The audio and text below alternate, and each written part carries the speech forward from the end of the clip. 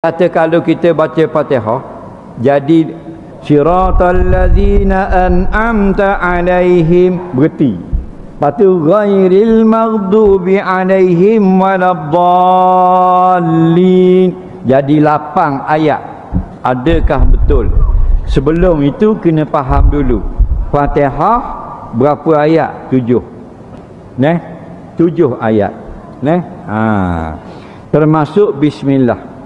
Okey, termasuk bismillah. Dalam kitab Musnad Imam Syafi'i, Bismillahirrahmanirrahim ayatun minal Fatihah. Bismillahirrahmanirrahim, satu ayat daripada Fatihah. Okey. Nabi SAW baca berapa kali wakaf? Nabi baca 7 kali berhenti.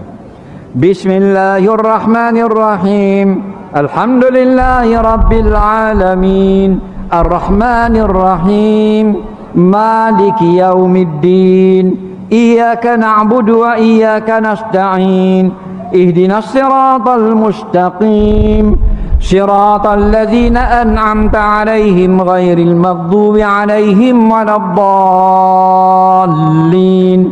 7 ayat. Nabi baca 7 ayat, 7 kali wakaf. Kerana itu dalam kitab-kitab fiqh sunat kita baca Fatihah dengan 7 kali wakaf, atas satu ayat satu wakaf. Sunat.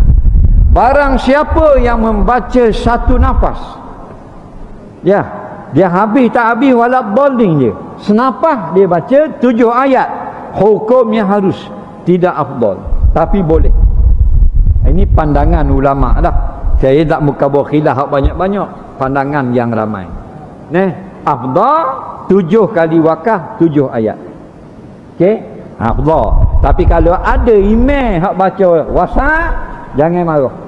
Kerana ulama membolehkan. Kita nak marah-marah orang ni benda mungkar. Faham? Kalau benda bukan mungkar, kau tak marah orang.